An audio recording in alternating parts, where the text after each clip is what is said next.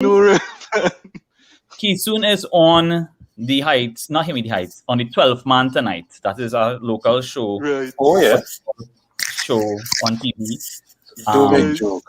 So Kisun on that tonight, and I tell him if we reach to that level of conversation of that topic, which is a very heated topic as well. Yeah, I mean, we could. We will. I mean, I will send everything because at that point, but we'll see how it goes. I mean, because Paris just bust and say some real out of time and thing an hour ago. Yeah? So no way. Hot to it, yeah, ESPN FC just talk about it. The man out of control. The man say he planning this for 3 years, and he say he doing it because of COVID.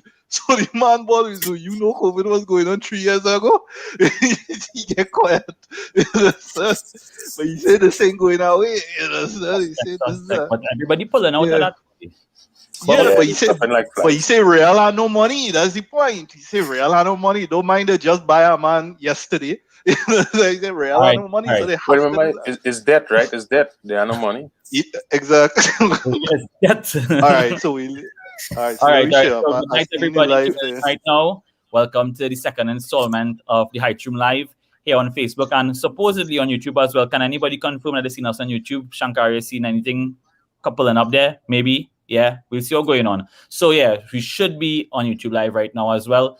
And as is customary at this point, I have my two co-hosts. I have Shankara and Torian in the studio here with me.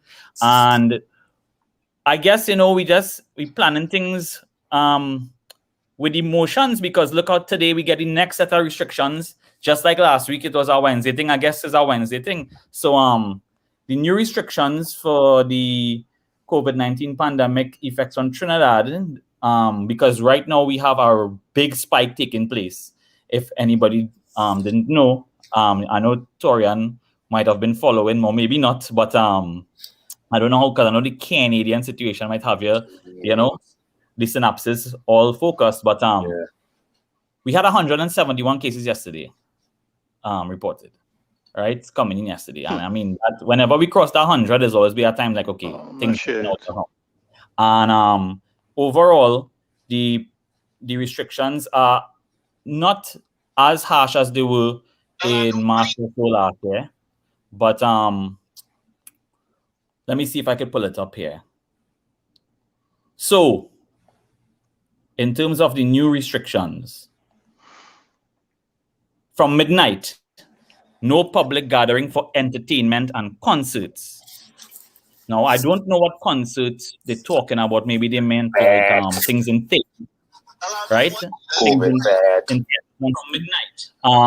We're getting a little bit of bleed from some. I think the YouTube on your end, Shankara, kinda muted or something. Yeah. So no public gathering for entertainment and concerts. Although, to my knowledge, I don't think we were having any entertainment and concerts in any public gatherings per se. So I'm not officially, maybe. Well, that's the thing. If it's not official, then it still will be going on unofficially, because it never was officially sanctioned in the first place. That's true. So, that's true. Right? Public service to revert to 50% rotational basis. Not touching on workplace in private sector, however, but appeal to private sector to maintain measures. So it's all up to the private sector to use a little discretion and not send out the full workforce. If it is that they could have some people work from home or whatever, public service back to 50%. So in other words, public service back to normal. Place of worship to reduce the 25% capacity, right? Places of worship, 25% capacity. So I think it's 10%. Yeah, well, 25%. And if you're looking at a place like, let's say, Susamacha or something, that's a good bit of people with 25%. Again, we're looking at these churches that could hold like 300 people, 200 people, that kind of thing. So according to the church, or the temple, mosque, whatever, that's a good bit of people. So that's not that stringent, I would say. Weddings and funerals, well, that's where they hit them the hardest, because that does get wild sometimes. Weddings and funerals limited to 10 persons. So that's the most harsh measure, I would say, at this point in time. I get it. You all hearing that? 10-man wedding, man. You all hearing anything like echoing right now? No? Okay, cool. 10-man wedding, 10-man funeral, 10-man wedding. That's the harshest thing. And again, it is somewhat necessary because people have jackassed the scene. They have jackassed the scene. They were jackassing the scene a very long time now. And apparently the Easter was the straw that break the camel back. Because since Christmas, I was expecting it to be like 2 weeks after Christmas it would have happened. But I think this Tobago shenanigans and all these kind of things. I mean, again, too, you can't really time the virus. You don't know when it's going and bust it like that. So it happened. And it's happening right now. I think we have close to 1,000 for the month. In the last month, close to 1,000 cases coming in from what it was like a 2-3 every day.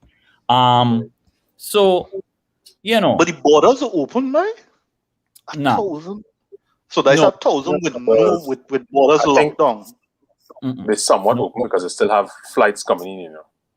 Well, that's why I hear that. Not here. If they want again. The borders. No. Officially sanctioned Caribbean airline flights. You apply to the Ministry of Security, whatever it is, get your exemption, you get put on the list, and you come down on a flight. Like I have a flight that's leave. I want to say every 2 months from Canada. It could be more frequent than that.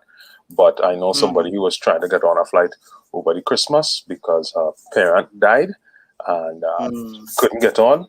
And I also know someone who came on the most recent flight that came down last week, Wednesday or Thursday or something like that. So there are flights and people are coming into the country officially. Okay.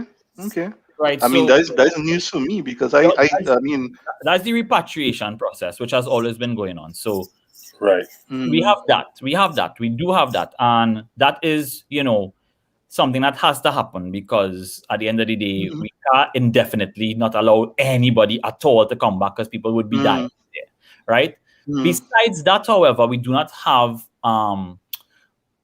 borders open for anything else as far as I see it, right? So, Torian, what you're talking about is solely people get an exemption to come repatriate, right?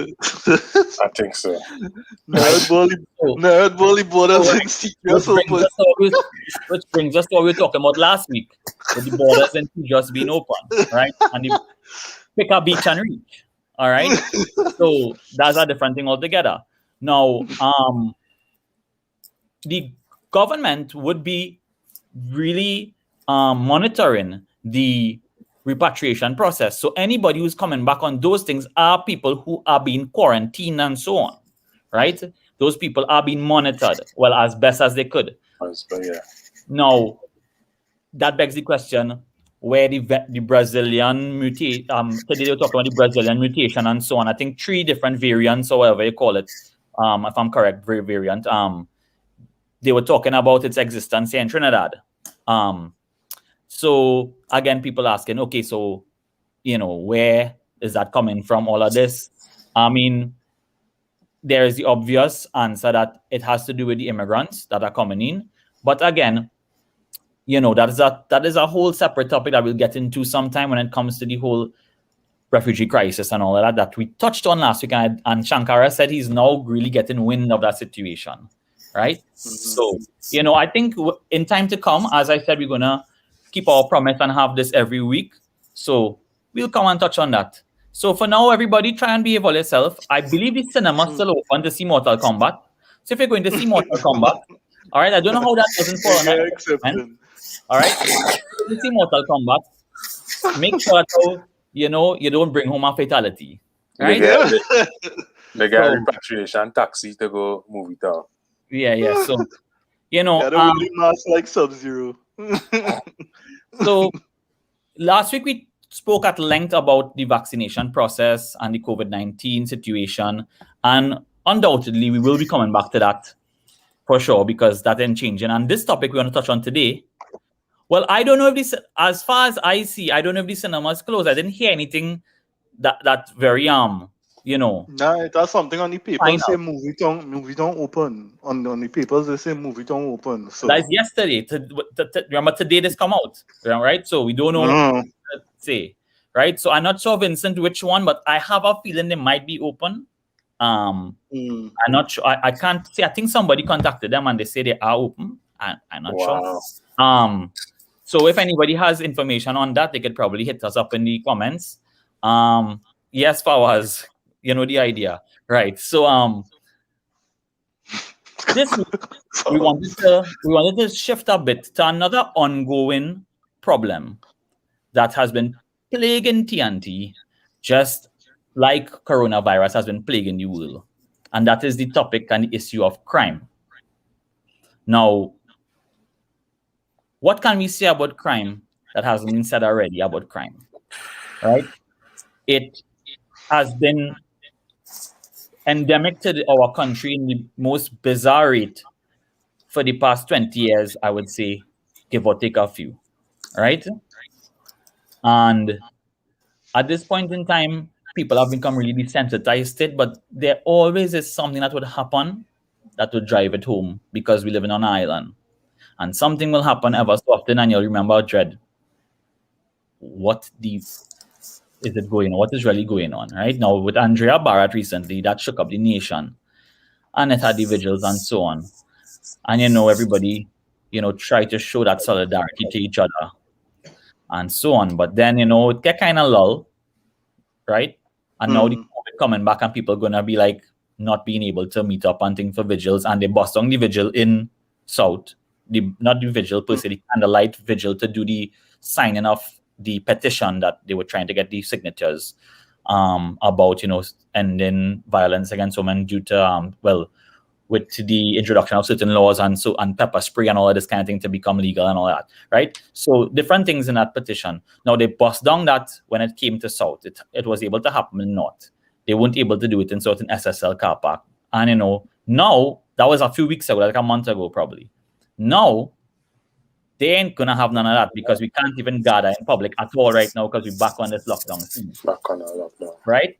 But then something happened. But what would happen though, Cutter, if what's the consequence of gathering? So let me say they say, well, forget all that, we go and gather still. What's the consequence?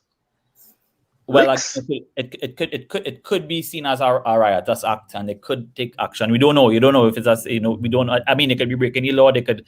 If people come out in numbers, what can they really do? We don't know until it happens, right? So what happened was when people came out and at that moment, everybody had to go back in the car. So they did break up and scatter the demonstration. People could not come out and sign petition and thing, and they put a yellow tape around the speaker because Philip and I was speaking at those events. So they wasn't allowing them to talk and thing. But what I was gonna touch on is that something happened over the weekend here, and it really shook me up now because one of my, I'll call him a neighbor, although Charles Street is very long, he is still a neighbor to me, Mr. Anand Maraj, right? Really, really upstanding guy in the community. He has a very popular garage, there's a mechanic business, they fix cars and so on, and they also rent cars, AAA rentals and automotive, he lives right there by the business, and I would have rented cars from him in the past and things like if I had to, and always a very friendly person. He always knows who around the community, hey, VJ son, hey, how you going, thing, it is. And not a guy who, I would say really stood out to me as somebody who, sometimes you see something in the papers and you stop and you say, what really was going on there, boy, with that fella? This fisherman in Citrus was, how that is going. Okay? That kind of labeling. Well, this situation, it kind of, didn't fall into that category. And he went missing Saturday evening, and, they couldn't locate him. And I believe Sunday, the report was there that he was murdered, and I want to send condolences out to the family and all those who are, bereaved.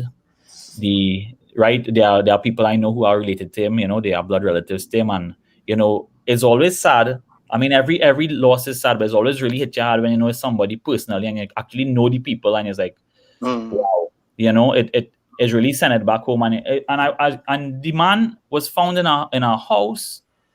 I know. Wrapped in plastic inside a folding bed. That was real crazy.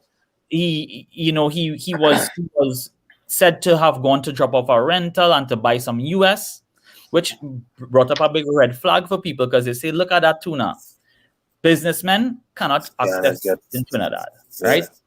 That is another failure of the system per se. I mean, people might say it's not a failure because we do. Who says we should get US? But again, we live in a world where we are told that, in the, let's say, like capitalist system, that you work hard, right?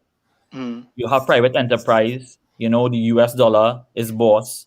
You had to work with it. You don't have a choice. You don't have a choice. Right? And I know, Qatar, we talking about a little later on. We're going to do a separate episode on cryptocurrency and blockchain and whatnot. When we go in depth, people will understand why the US dollar is still king. You know what I mean? So I mean that issue of getting US. As I say, all over the world I travel, and I have never seen the problem that Trinidad has anywhere else, where man on rations to get US and that kind of thing. And now we have crime getting tied to it now. And because there would be a black market for it somewhat. And, and you can't blame a man whose business has been built on that, model to want to access that, and it's not like he's doing an illegal drug. It's just that it's not available to him. It's just like how the vaccine wasn't available to people, but it could be available in a private healthcare center that getting it in. You would have gone and pay for it. Although we should have had it, people would have been paying for it. I think there are people who are getting Pfizer and thing down here. You know what I mean? Yeah. Yeah, but again, it's not because of government giving it out. You might have to. So it have other mechanisms of getting vaccine beyond the public sector and what they're giving out. I'm sure there is. I'm sure there is. Like, I may have to be checked on it, but I'm pretty sure that's the situation. Now with that, the point is that this man, people are saying, look at that now. This man, just went to get things done, to do what he has to do, feed his family, right? He has 3 daughters, his wife, he lives, as I say, with them there, and now their father is gone. No one really knows, why they had to do that to him, if they wanted to rob or whatever. I mean, but this has become all too common.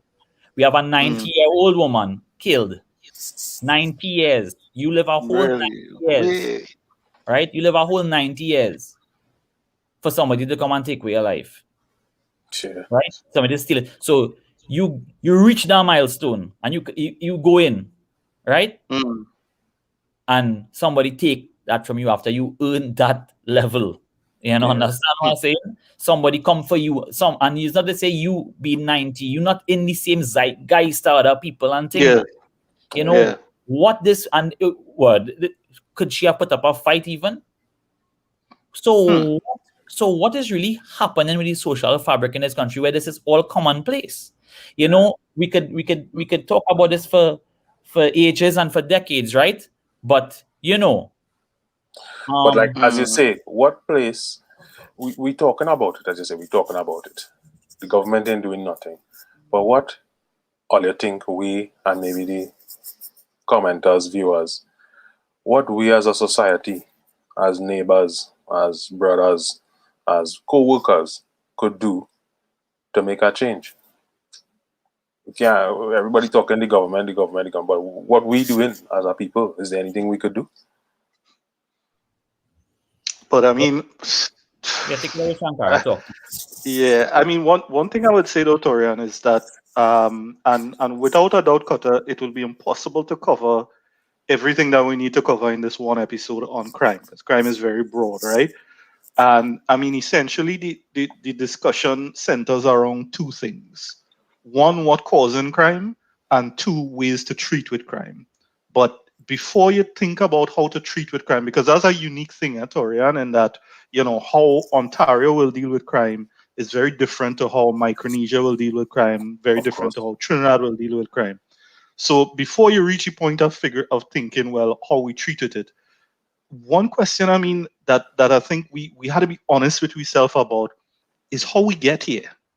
I mean, you have to understand that Trinidad is only 50 years old, Torian. Within we lifetime alone, which is a 30-year period, to me, we went from a non-crime society to a decrepit society when it comes in crime. And I mean, I'm not sure if people understand how bad the stats is, but Trinidad within the top 10 for both murder rates and crime index. Venezuela on the top, El Salvador on the top. But just to get our perspective, El Salvador murder rate is 82. All right, their murder index, and they have a certain way they calculate that. Trinidad is 30. So to understand that we have 171 murders, 111 days passed so far in the year, and we have 171 murders. So that is more than one a day. And El Salvador is more than twice that, right? So we is number 10, Jamaica is number 5, and El Salvador is number 1. All right. So that is to put in perspective that El Salvador. So it brings to mind what changed between when you was growing up riding bike in your jockey shorts down the road, and you're traveling to go home. I mean, I know about all you, but even as late as when I was going naps, I used to take Green Band, and head down Marabella. I just think about that. I just think about going to the cinema to watch late show and thing and traveling back home or late in the night, normal. No, you was a rebel. That sounds like you was a rebel. No, you say traveling. I used to walk. I remember people who like, when it was, that, you're living too far that you could make that trot in the night and thing, and you're sure you'll get a car because, you're in and around Sando because the gas road far from Sando. I remember that time my grandfather say we're going to watch a movie, and we went and watched, I think my father, late, we say that they want to drive, we taking a taxi, that kind of thing. True. And I mean, like, you ain't doing that today, you ain't doing those kind of things today. People ain't picking up this stuff and thing just so unless you have to now, boy. Unless you're working late hours or something and you had your bread and butter on the line now. I mean, you used to travel a lot, like I mean, it's not like that anymore, partners, and I mean, as Leslie's saying, like, well, one thing I might not disagree with, but I might want to challenge you a little bit on, Leslie. You say we went from not having crime to crime now. I assume many using that loosely because we had real crime back when we was younger. We had crime, but I use it in a relative term. That in my 30 years, I would say up till when I was 15, 16, so it wasn't to the point where it was a weight on your shoulder. You know what I mean? And then it had a point where it's just like everywhere you're going, everything you're doing, crime everywhere, it reaching home by you. It had a breaking by when we were in Marbella. And when that happened to you fellas, I mean, because I mean that's part of what we want to talk about here, right? I mean, people actual physical experiences, right? And I mean, it has some serious when that physically happened to you, and I know plenty of people in the comment, I seen some names, and I know some men had live and direct experiences with crime as well. That's a jarring experience to go through, and where I mean, when I remember we come up for school, it was a Sunday. We looked to open the door, realized the door was open. The whole house ransacked, and this was Marbella. And I mean, it was my sister was with me and my brother. And I mean, she was shaken. You go through the whole experience of calling the police and they say, yeah, the person who doing that all over, so, is everything. And, and I mean, it's not something, because I mean, when we started talk about ways to remedy the situation, it's a very complex problem to treat with. So, I mean, this is not blame game, you know what I mean? But of course. Yeah, like, so Torian has a point there, and as Irv saying in the comments, there were crimes, there's a different scale. Now, is the amount is the fact that you're saying there is no way you can be outdoors in the public now without having to have a certain mindset. The Trinidadians' mindset and psyche has changed. It has been damaged. Right. It was not like that. That's what Leslie meant. Right. It was not like that. Our psyche was held. And if you think about it, you used to have plenty thief in, but it wasn't murdering and Correct. Violent. People used to come in your house. More, I think long time in my area, it used to have much more petty thief. People coming and thieving, right? They going in window and taking TV and thing, right? But it had nothing like a man getting shoot for that, right? Okay. It had not like a man coming to take everything and kill. Like that is like how I see it. Like that's a simple thing. And the fact of the matter is that today you could really see that there is no sanctity placed on life in the minds of the criminal today. There's no kind of the life is not sacred to them at all. Like they looking to come on. If you had a dead, you had a dead, right? But who's the criminal, Kata? When you say the criminals, whoever it is committing, clearly, whoever it is committing the crime, and then the desensitized population will look at it like they get bound to dead out here, right? Because I tell them, I have nowhere I could go and not study. Like I go regularly in certain public places to like do little, like outdoor activities and then keep a little fit and thing. And I would have to watch over my back. Right. Watch over you had to always study. Well, who's this man coming here? Boy, is he seen? Boy, And I man, me and really want to be like that, but it's like you have to be dotish to not think like that now.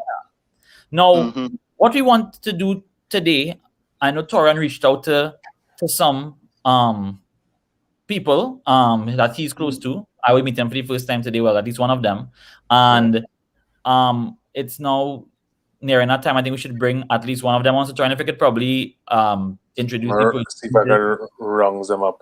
Round them up. Or see what's going on and you have them in the backstage right now? Yeah, they're backstage here right now. So I think right now we have Anika. Is that the correct pronunciation? That is the correct pronunciation.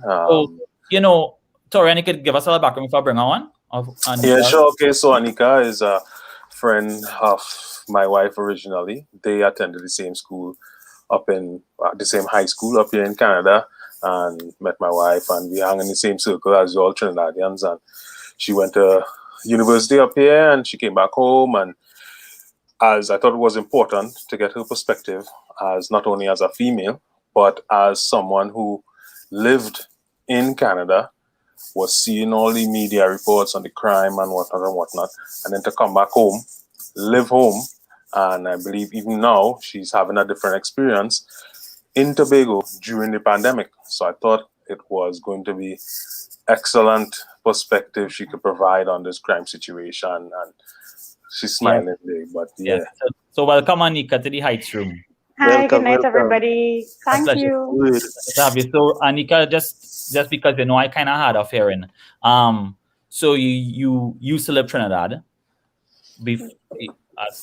first. Yes. Yeah, so like NAPS. She went NAPS skills. When NAPS skills went to university in Toronto, started working in Trinidad, and now doing work from home in Tobago. Okay, and how long you've been back? Since 2016, 2015. Okay, and you were out there for how long? 8 years. 8 years. Well, that's a good piece of change. I can tell you from experience that people just go for that all the time and come back somebody different. Right? It's true. Right. So especially the age you go at and so on, right? And in formative years as an adult and so on. So, Anika, with the topic of crime being the one that we're really touching on today, right? Now, going to a first world country, okay? And getting accustomed to life there, right? Getting accustomed to the social fabric. Okay, now, every country has its challenges. No country is perfect. No society is perfect. Correct. Would you say that you had to do a lot of readapting or adapting to Trinidad? And if so, did you notice also, as someone who was here, left and came back, that when you came back, Trinidad also wasn't the same, or was it the same? Or you tell us. So just to lay some context, I left in about 2008, 2009, 15, 16. And that's when kidnappings were very rampant. They were very, there was a point, I can't remember if you guys remember, but there was a point where you was hearing about one like every week. It was a little crazy. And I think that also kind of, when we were talking about me going to school away, I think that also kind of fueled the decision, to be quite honest. Maybe get a fresh start somewhere new that's safer, etc. And definitely the change was, it was a big change. I was living by myself. My parents were here. My family was here. But just as a female, you felt a lot safer. I could go and take runs in the night downtown. Of course, you always have your crazies, right? Like you said, everywhere have their cons. But it was a big difference. And even like you said, coming back, and I think it was touching point as well, right? You come back a different person as well. But Trinidad also seemed different. So is that, and now being in Tobago, I feel like that shift has happened in my perspective again with crime. Like I feel a lot safer here. Nobody's nothing. I could walk out the road, but I also feel it's because I'm in Crown Point, which is, let's say, like the tourist area. So no Tobagonian is gonna really risk given our reputation to Tobago, where people, it's not safe for tourists or Chinese to come because that's their bread and butter. So I think that like, all that it's very multifaceted and very specific to different areas. Like I feel like I've had a very sheltered experience when it comes to crime, based on where I've been and how I've grown up, to be quite honest. Right, but like you say, the typical Trini have to be dotish, not to be looking over their shoulder constantly. To be real honest. Now we all know that the rhetoric was end violence against women. Yes. Over the past few months, ever since the straw that broke the camel's back with Andrea's murder. Now we all know that Trinidad is a very violent nation, very unsafe, and women are at more risk than men for different reasons. And then there is the fact that we have a lot of how to put it, that 30% of women that are killed by their family member, whether it be a common law husband, boyfriend, maybe a sibling, whatever it be. Whereas that is 3% for men. So being a woman in Trinidad and Tobago to an extent, as you said, right, already puts you into a category where you're not even safe in your own home, literally. Yes. Right? Now, you said, you would take your runs and so on without any kind of hassle, right, when you are away. And then, you also mentioned that when you're in Tobago, Crown Point, you feel a lot more safer than when you are in Trinidad. Correct. So tell me, when you are in Trinidad, right, what are some of the things that you would do on a day-to-day basis that you think that you don't have to do in Tobago, or you wouldn't think twice about in Tobago, like in terms of like your day-to-day movements, like what the things that run through your head when you read the papers as a female, reading all these things that happen and things? Just give us a little bit of insight on that. Well, to be honest, I'm at home. When you stay home in Trinidad, you literally just stay home. You go out when you need to go, and especially in this pandemic world as well, right? So that's one piece of it. Work from home as well has also kind of made everybody just kind of stick to where they live. You have no reason to go out really except to run errands. And then of course, day and night. That's the first thing. The minute 6 o'clock reach, I cannot leave my house. So I have to leave my house before 6 o'clock because, and again, it's culture, right? My parents automatically think, and they have their reasons. You automatically think it's riskier to leave the house in the dark as a female, right? All these kinds of, it's different for fellas, I think. I could be wrong, you could correct me. But I feel like that's something I have to kind of plan my life around. So say if I go out to land by a friend, I have to know I have to leave home before a certain time, reach home by a certain time, and if say like 11, and say I know I'll am in later, maybe plan where I spend the night because it's not safe for me to come home after or be on the road at a certain time.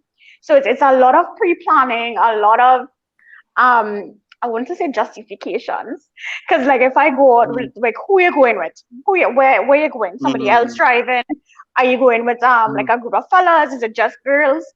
And it sucks, but it really does make runs in terms of how comfortable my parents feel about me leaving home, and the level of safety that I will be, well, for lack of a better word, exposing or not exposing myself to. Right. So I'm also really lucky that I don't have to travel. So as a single female who have to travel, I feel like there's so many other permutations and combinations you have to think about. Like, will you get a taxi? Is it safe to wait in this area for a taxi? Can I call somebody to come and pick me up? And then you have to think about things like finances. For somebody who is not, making their own money or anything like that, you have to factor all those things in. Otherwise, you just stay home and live a very limited life, which I know a lot of females are doing because of the culture and that kind of thing. Yes, and like your parents and so on, younger people and things, they just tell them you can't do this, you can't do that. Certain parts of your social life had to be extort. Exactly. Because but wait, I want to follow up with something here. So you mentioning that your parents worried. Are you worried? I think, me personally, being away, I think Akata used the word, and it really did hit home with me. I became desensitized. And knock on wood, because I have not had personal experiences, or say it's not say close to home, or like with Leslie, like coming home to find your door, broken down, and like that. I feel I'm not, nobody come and rob me, please. But like, I feel like, I have a very different experience than a typical Trini, to be quite honest. Right. But my parents are the mindset is different. You're right. I do feel like a lot of risk that they don't think I should be taking. I want to say risk, I mean going out after an hour, or I don't mean like I'm not a block or nothing. I don't mean like that. But you know what I mean? It's a different level of risk compared to theirs. But let me ask this though, Anika. I mean, because I have a younger sister, 9 years younger than me, and she did a similar sort of experience in terms of studying abroad, and she's back in Trinidad now. And I could tell you, I constantly worry, about we do a lot of travel or anything. If we had to get up late in the night and have to drop and whatnot, we go that extra distance.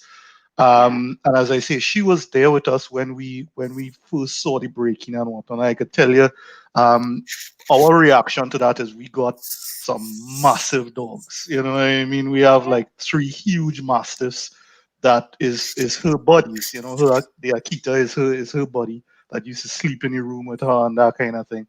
And to me, I saw that experience affect her differently. But what she used to explain about the life, and I spent some time with her in Ireland as well too. I wanna narrow the discussion temporarily, just specific to this one concept, which is Uber.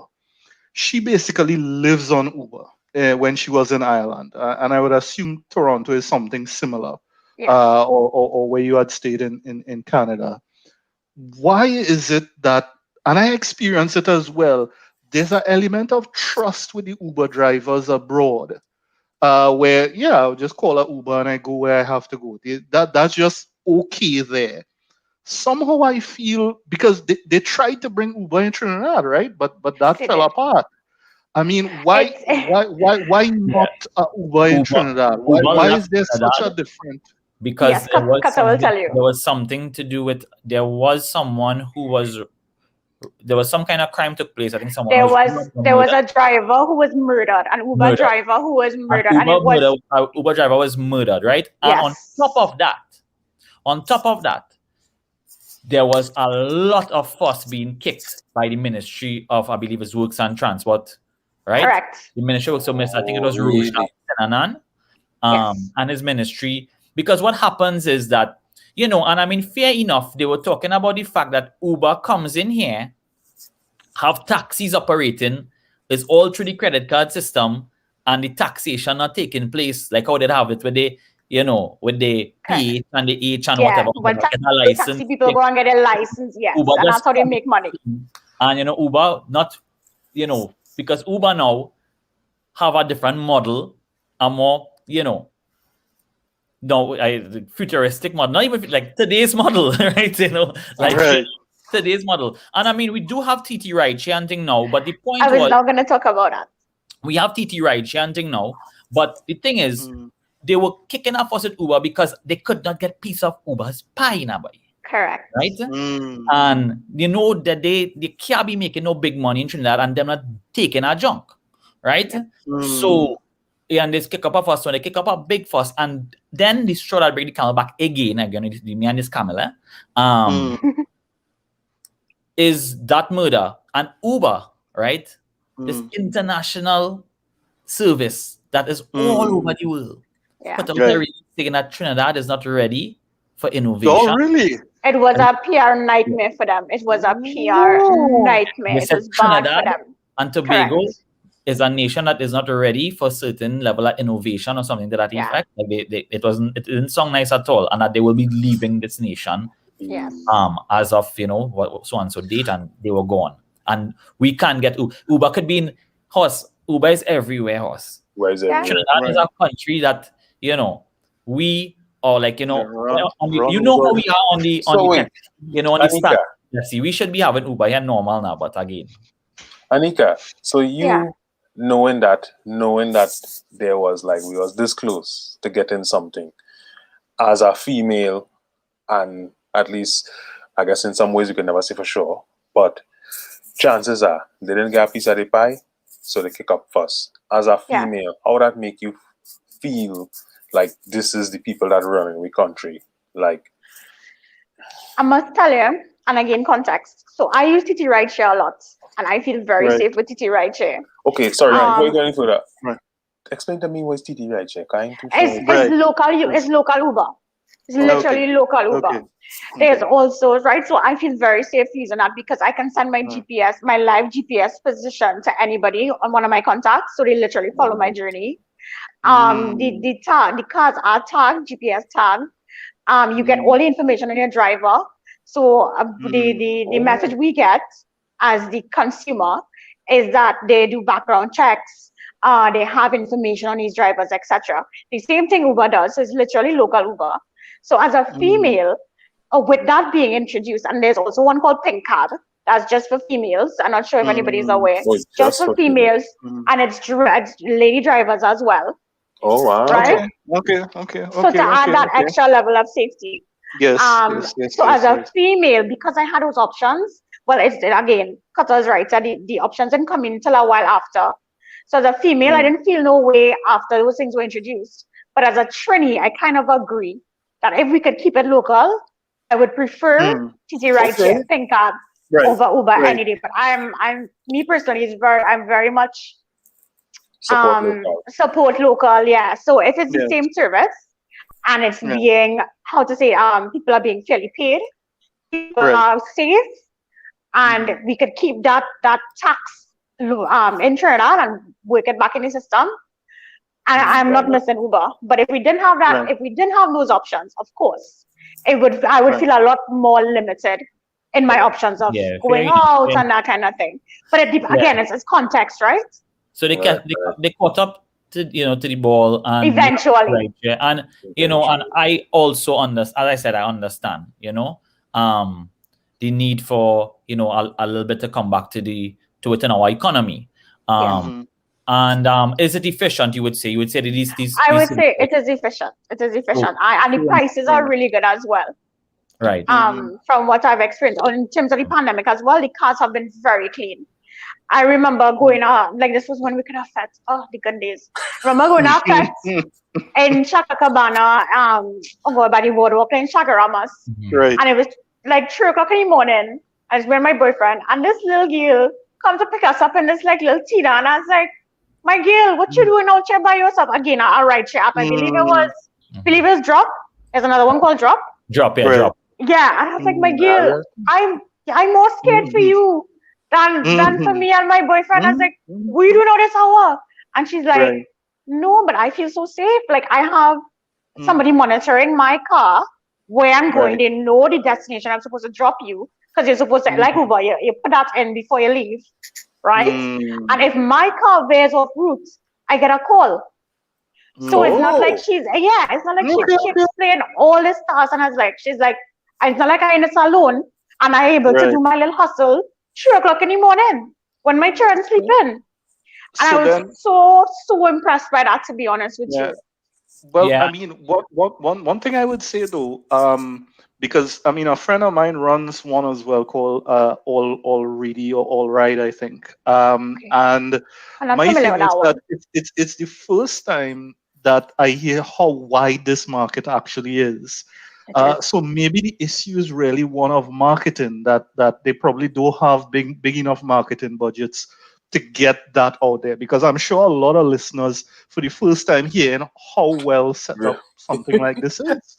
And to be honest with you, it's also taking a risk, right? Again, I know I take chances, but if you don't know somebody personally who uses it and who doesn't feel safe, who can't come to you with a testimony to say, I feel safe using it, you're not going to use it.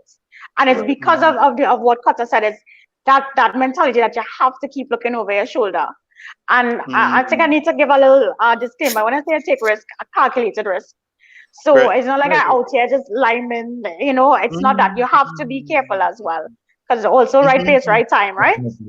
Of course. Yeah, so there's Drop Torian.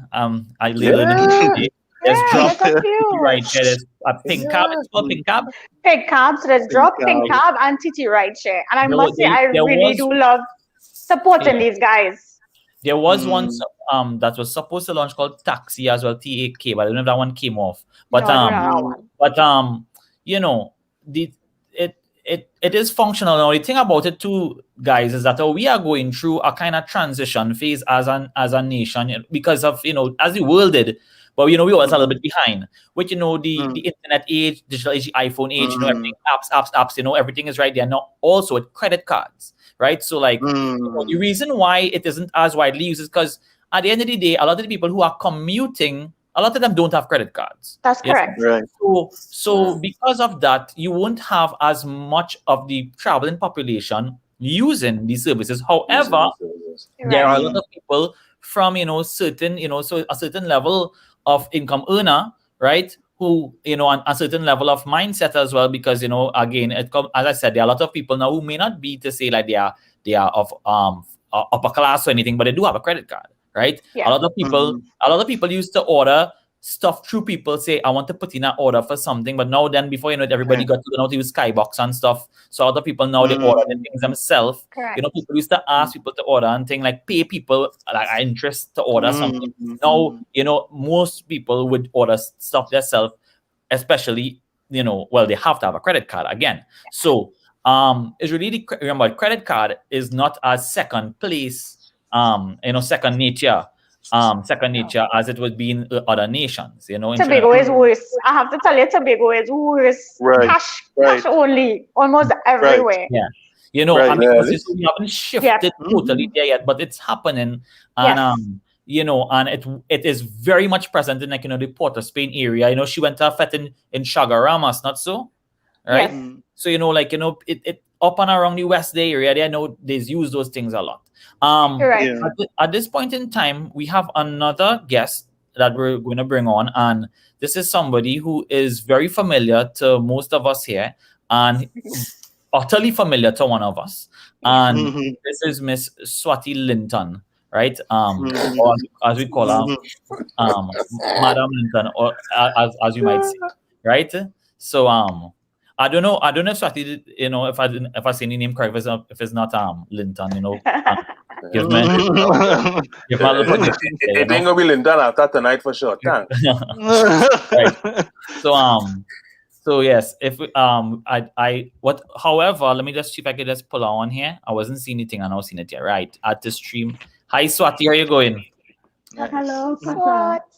Bless up. I had to correct you, okay, but it's Swati Maharaj. Right. Okay, yeah.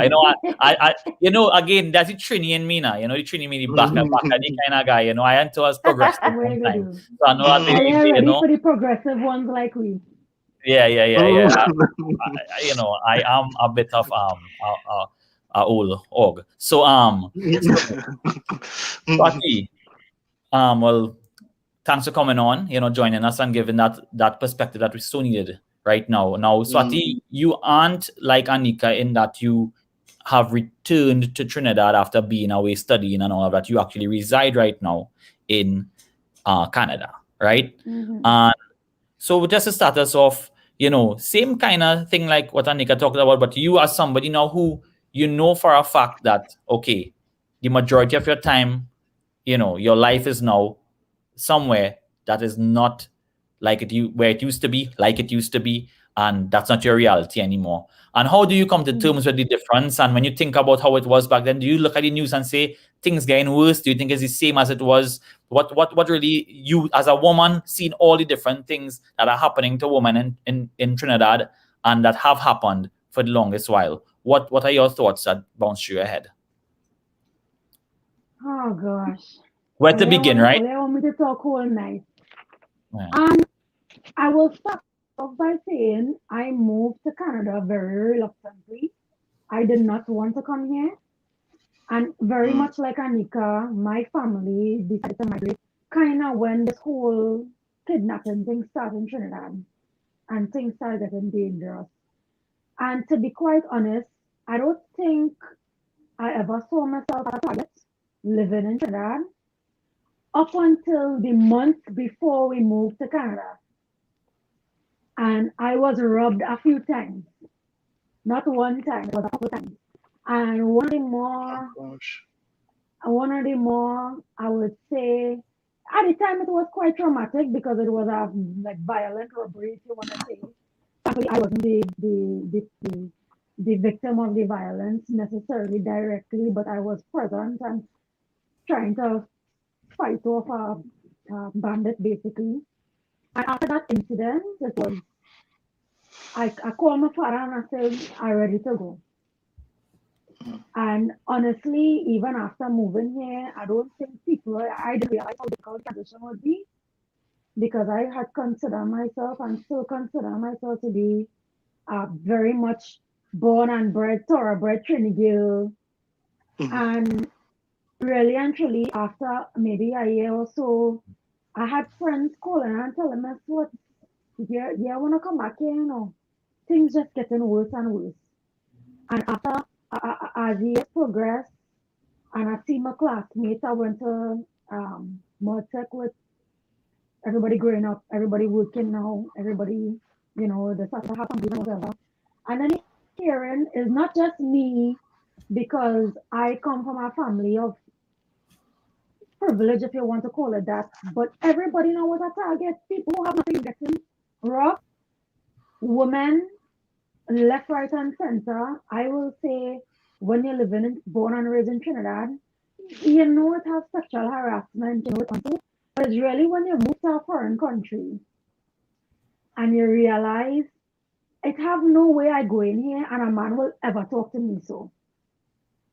It have no way I walk from market here and anybody will make a distasteful comment or make a comment that make me feel unsafe. And as a female growing up in Trinidad, in my school uniform, and a cool looking, like chubby looking girl used to get the most vile comments. And you don't get that up here. It's a different culture. And I wouldn't say it's a perfect culture by any way or means, but the level of respect for women is different. And you see it filtrates into the criminal system as well. The victim blaming that takes place in Trinidad and the internalized misogyny that even women have towards themselves and each other is ridiculous. It's shameful. And it really don't make you feel as a person to move back to Trinidad. As a woman, it really don't give you, it's not inviting. Because I will say, as a person who moved to the country and still feel a lot of a love from Trinidad and Tobago, you do feel guilty about getting your education and not going back home to help. And really, you kind of look at the situation and you're reading the news every day, and you're not just reading the news, but you're hearing first-hand accounts of ridiculous things happening that I gotta watch my family and say, that ever happen up here? When last you hear something so heinous happen in this country? In my little bubble here, in this city, when last you hear something that happened in a population that is exponentially greater than Trinidad and Tobago? It really don't happen that often. It's not as in your face. When I tell people here that I get robbed in Trinidad when I was in, people just be like this, like they doesn't believe it, like they don't know what to do. That's violence. When you talk to other women here and tell them about the kind of things you will hear your family members saying, and the kind of things you hear your friends saying, and the kind of harassment you face when you go to an establishment to get a service, and a man watching you all how, and you had a like, and you're feeling like it's you something, because that is how people will treat you if something happens to you. People don't understand that. It's just not the same. It's just not the same thing. There's a real low standard in Trinidad when it comes to, a certain amount of decorum in public and thing with women and thing. Right? Is we just not there yet with that. And I don't know if the recent wave of activity and demonstrations and so on about violence against women. I don't know if this new generation being a little more. Well, I don't know if they could be a little more sensitive, because the reality is, and I mean, nothing really points that they are. Nothing really points to it being that they are more sensitive. To be fair, and Soti raised a good point when she said culture, because you're right. Even if somebody go and do that thing in Toronto, Canada, and next one will pull them up. And next one will be like, oh, we're doing dog. We don't do that here. And I think that is accountability. And like you say, like with the new wave in Trinidad of being aware and being a little more woke, I think that's they're trying to push that. Hold your brethren accountable. Point out what's wrong. And so you raise the point as well. It seeps into the criminal system as well. We normalize so many things that should not be normalized, and we need to call them out more. And to be honest, that's why we'll have a better society. Some people don't realize they're doing something wrong, until somebody stop and be like, "Brother, what are you doing?" We actually have to normalize the things that are correct, because the things that effed up is just normal.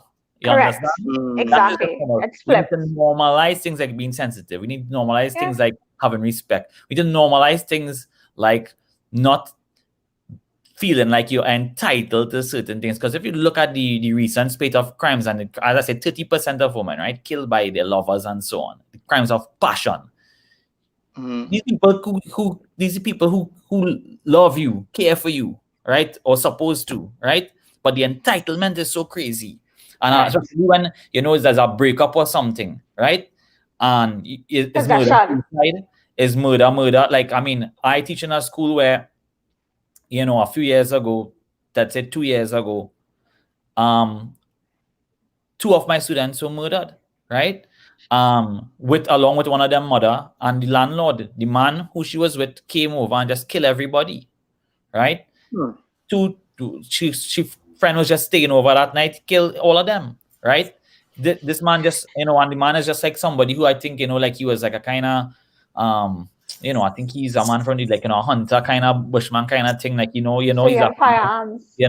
He's not like, so like, I guess like in that's the only way he could have reason with this thing, and this the only solution, and he just went and bludgeon everybody, like real, like, not no normal gunman thing. This man come and this, and it's like, what enables people in Trinidad, and this is, again, that's just one case. It have more and more and more and more. Let's say the other day, a lady from Puff and Stuff husband, ex-boyfriend or whatever, killed himself.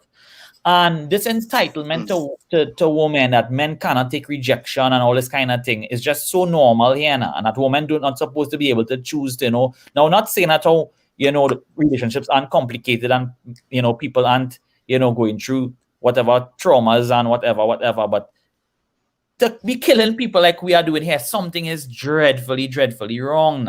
You know, it is not normal, and yet it is normal.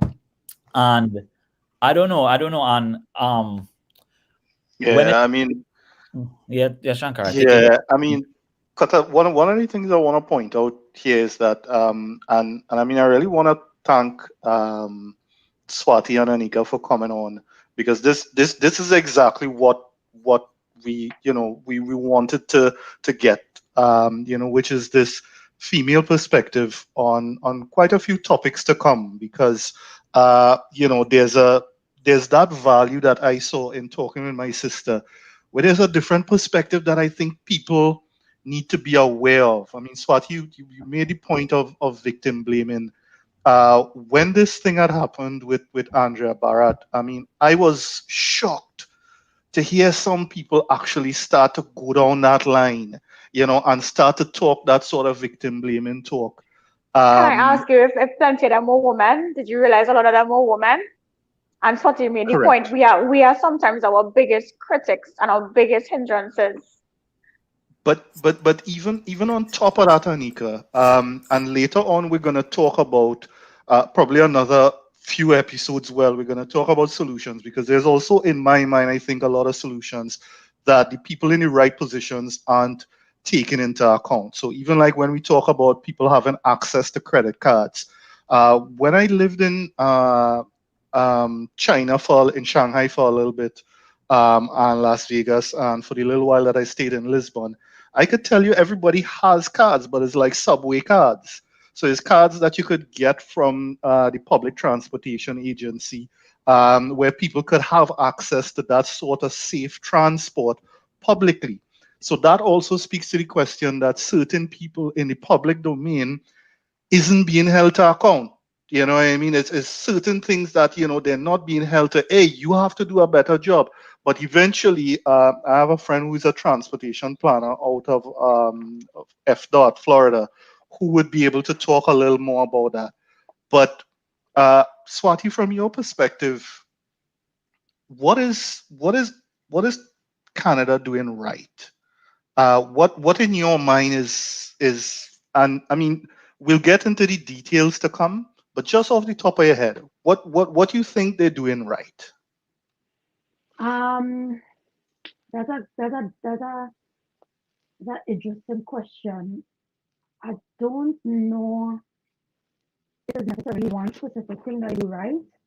I think one big difference that I see between Canada and Trinidad is the level of sexual education and education in general, to be honest. The sexual education has a lot to do with it.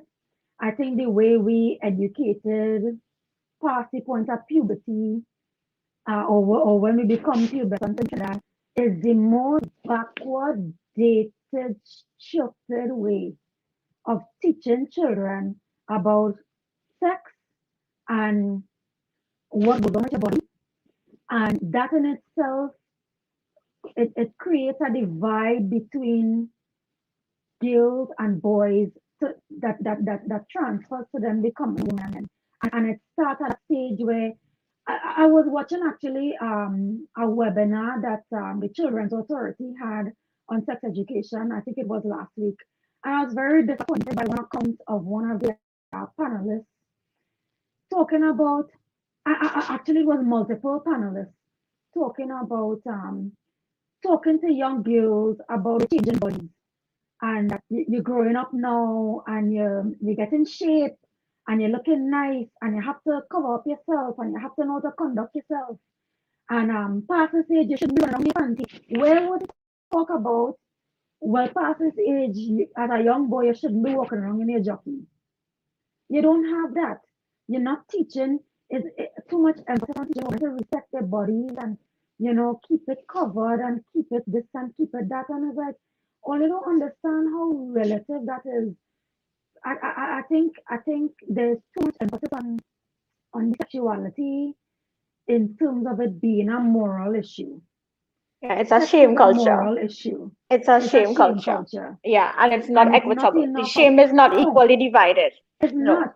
And if a woman talk about her sexuality, talk about sex in any way, she's an old whore, she a kettle.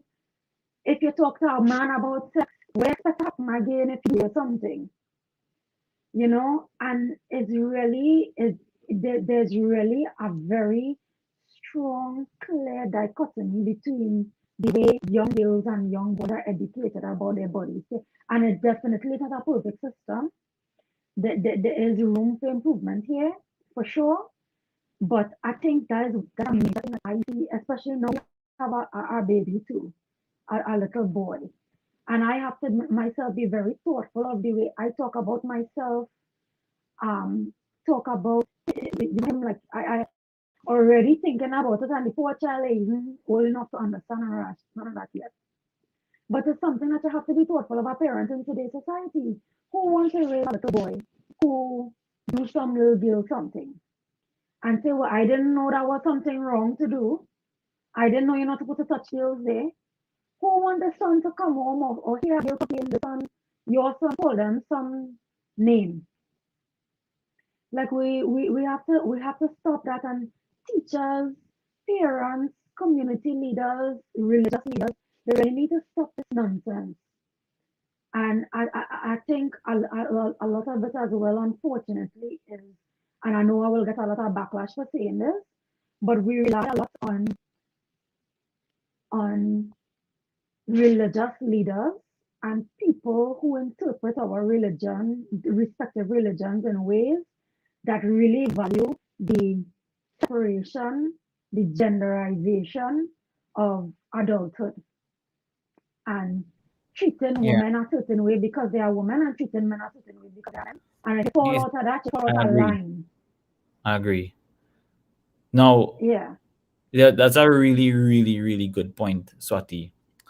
Because you drive it home with sex education and education about these things that we in Trinidad don't even know how to approach because of the psyche. Our previous minister, I believe he said when there was something in the news that he said he not putting that like sex education as a priority when it, I think, on the heels of probably people talking about all the violence and thing. He said sex education is not the priority. He said something very stupid. Now, there is something in schools now called health and family life education, which is a subject in all government schools called HFLE, health and family life education. And it has, on the syllabus for it, things to do with sex education and things. So teachers have to teach sex education. However, being in the system, there's no teacher who is specialized in that. That is just something there, and they ask teachers, yeah, you go do it. You're willing to teach HFLE. And I will be like, well, all right, cool. And I will try to teach it. And I will do it in, and I mean, there's no real standard. Of course, as a teacher, you should have, follow the syllabus, whatever. But I am not assessed to do that, right? Why do we not have priority placed on, if it is that you don't want to have a teacher doing that, why just like you have RI every week and you're bringing in people to come and teach all the different religions?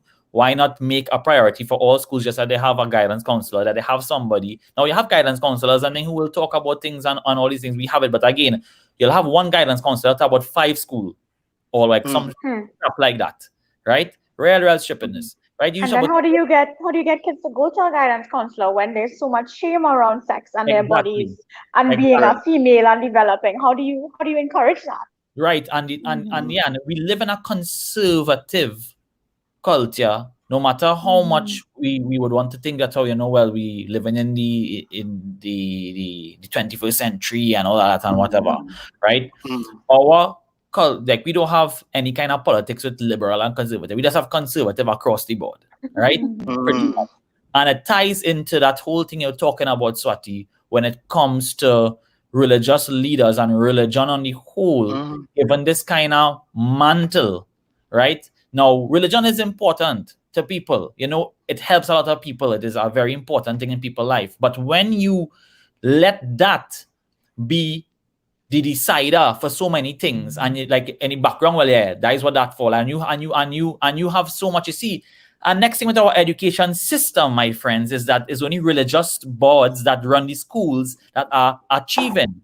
So when you have system in which religious boards, and religion by nature is a conservative thing overall, because conservative thinking leads to, the upholding of certain patriarchy and so on, right? So when it is that you have schools like Naparima, Shiva Boys and so on, right, from different religions that are producing some of the better thinkers, better students and all of that, right?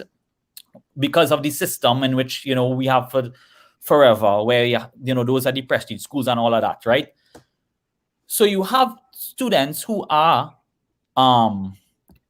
intelligent, a lot of potential there, but they are in a school now where there would be an unwritten code to that you can't really go to move too wild too when you're teaching them certain things. You can't really look to be too liberal. You can't look to be too challenging of certain concepts, because you are still in a school that's supposed to uphold certain things. And I will tell you that, I heard really, really like, crappy stuff about, like, you go to an interview with a certain board and they ask you if you could cook and this kind of thing.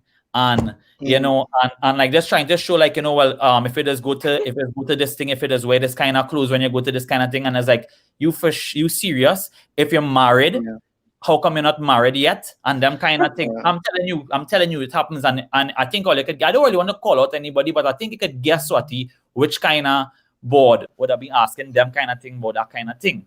And that is that. And with these kind of, archaic dinosaur dotishness that runs through, the upper echelon of the system, right? It is very hard to really see progress, because again, with anything in Trinidad, you have a set of old men who stuck in their way and don't like to see, the new guard come and say, well, things change, and they rather say, well, you know what? Okay, when you reach by my level of things, then you could do what you want. But while you're there, understand that this is how it is be done now, right? And that culture as well, which is education, everything, that is what's going on. Yeah. I will say as well, I think aside from having these old men really and truly as they want to make a lot of the rules that the rest of us have to follow, I think a lot of women out there, it's almost like a fear to think differently. It's almost like somebody tell you, unfortunately, the reality of the situation is, I'm managing that person for this position and for this work. And it's almost like women afraid to believe different for themselves. Like if we do, we don't give that. We're not buying into that system where we have to always look for approval, and we have to always seek ownership from somebody. Either you're under your father's roof or you're under your husband's roof, or what it is really and truly. And I think a problem is that for men in Trinidad and women too, we look at, as long as you're beating your wife, as long as you're not honing she left, right, and center, as long as you're not being nasty to a woman, you never rape a woman outrightly, kidnap she and rape she, he's a good man. You're doing good. And we're not looking at these subtleties that at play as well, that is kind of feeding into this mentality that, women are capable of doing things. Women are valuable to our society. We are valuable. We needed. Yeah. And it's built into things. I'll give you an example. The other day I had to renew my Trinidad passport, and I posted on Facebook, and because I was so upset because there was a section on the passport for married women. And to be honest, the first time I had the last time I do my passport, I was married as well. And when I was in the passport office in Trinidad, I was like, what the hell am I want to know that for? What I want to know who's my husband, what I have to do with anything. So I can't get my passport if I don't know who my husband is. Where the section for the wife? Where all your section for how much wife you have and whatever. I'm not going to comment. The question to ask my Facebook friends, what is the purpose of the section? Like, I genuinely was curious. The responses seem to be like, oh, it's a matter of citizenship. Like, you marry somebody and you get citizenship becoming a naturalized citizen through marriage and whatever. But methods get citizenship becoming from getting married too. And it's like normalized. Yeah, so where's the problem if they're asking about married women and not married men? Where's the problem? You had to know where your woman is. You're one woman running away from the country which a man is doing. Yeah. And it's funny, And so nobody. I was gonna say it's ironic you mentioned all these things because all these things kind of feed into the mentality that violence against women and crime against women and that ownership and entitlement Cutter was talking about. All things you mentioned there are like undercurrents to why it's so normal for men to That is commit it. crimes against women. They don't That see the connection, but there is a direct connection. Look at it like that form, for example. You are owned, but your husband is not owned. mm-hmm, Hmm. mm-hmm, Yeah, I think just to touch on a little more, to expand a little more on what Kotta was saying and what the point that Swati made. I mean, it really comes back to a patriarchal system that if you look at education systems in Trinidad, it started in the late 1800s, and I mm-hmm, think NAPSA started in 1880 or something like that by our father. And what you find is that what created these systems was basically financing from the head churches. So the head churches send financing through these organizations, and then they then became almost these pillars of mm-hmm, which education spurned from. mm-hmm, And it's an interesting thing that when you look at a lot of the mainstream religions, they tend to be very patriarchal, and only when you explore a little more, when you look at the Lotus Sutras out of Tibet, Taoism, Shintoism, you look at a lot of Far East religions, you get more maternal religions, which you find mm-hmm, are very matriarchal religions, which mm-hmm, which very few people actually know about.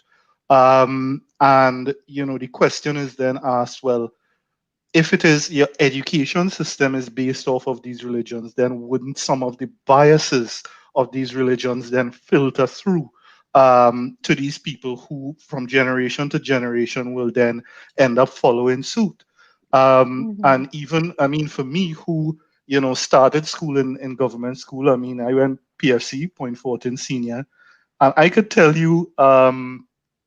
Qatar, even in PFC, we saw certain signs of that bias. I remember when it had Eid and they had invited a guy to come up and do a prayer, a Muslim prayer, and a lot of people started to laugh because he was talking in Arabic and whatnot, and you could see this lack of sensitivity to different religions, and of course Rastafarianism. Well, you get even more, but it shows that perspective, that original perspective, it filters into the fabric of society itself, and is something where I think um, when you research, Emperor Nero of Rome, and Pope Pius and his war with the Spanish, you will get to see that principle of a patriarchal-led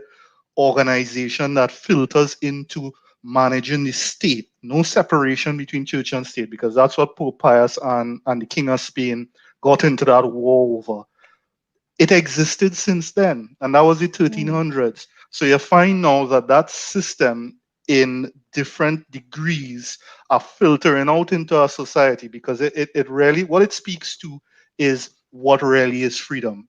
And it's to understand that, when they talk about emancipating yourself from mental slavery, there's a lot of very subtle things that happen that really colors how you look at things. So when you look at the problem of crime, or the problem of specifically crime against women, you really have to be able to trace back at the roots of what is really leaning people in this direction. And mm-hmm, again, it always comes back, which is the purpose of the Heights Room, why we always want to encourage people to come and talk.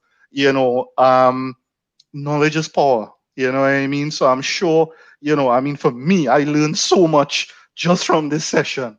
You know what I mean? That I would have never, expect, all of that, and that's part of the mission, Koto? It's Definitely. about furthering our vision. Yeah, man. I mean, yeah, as you say, the things that influencing us might seem subtle today because it was big changes back in the day that were upheld.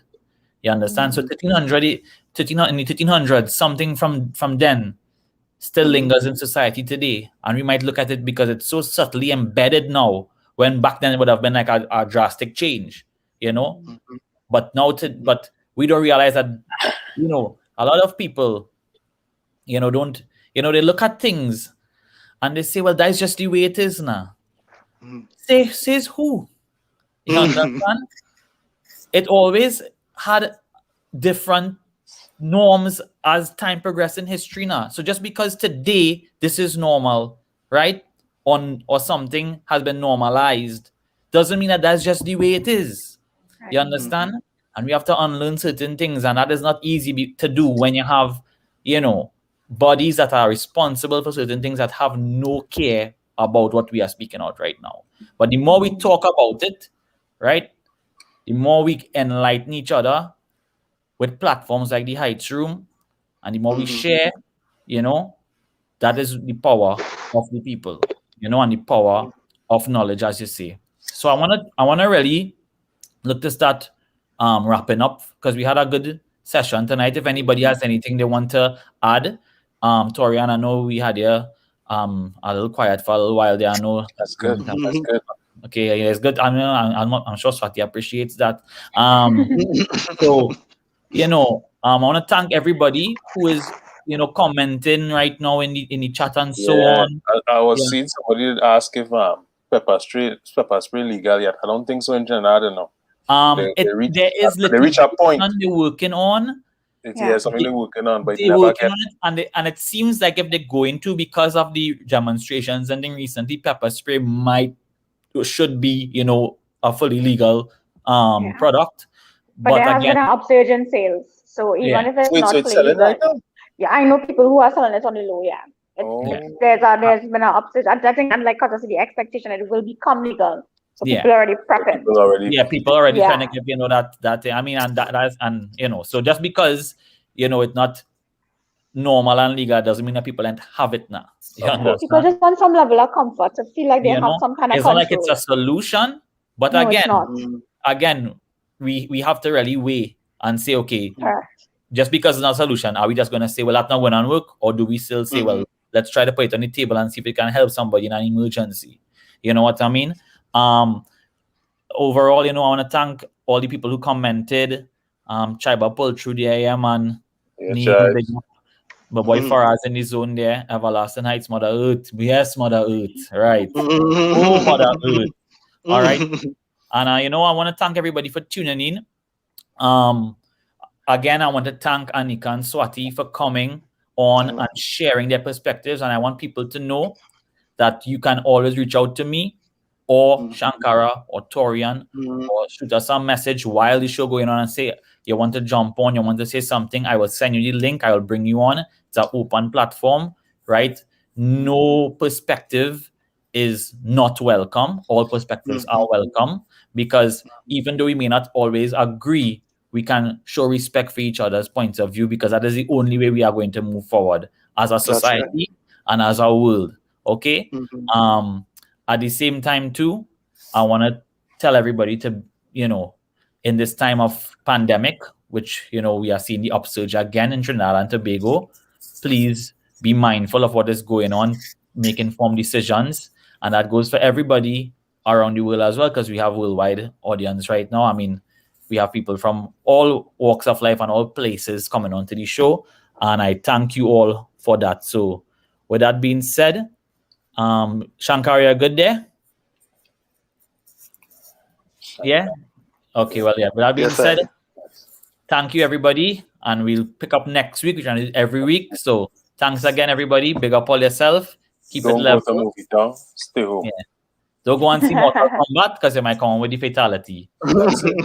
If movie town open, I feel I might go though. But all right, people. Everybody, good night. Good. Thank you. Later. Bless.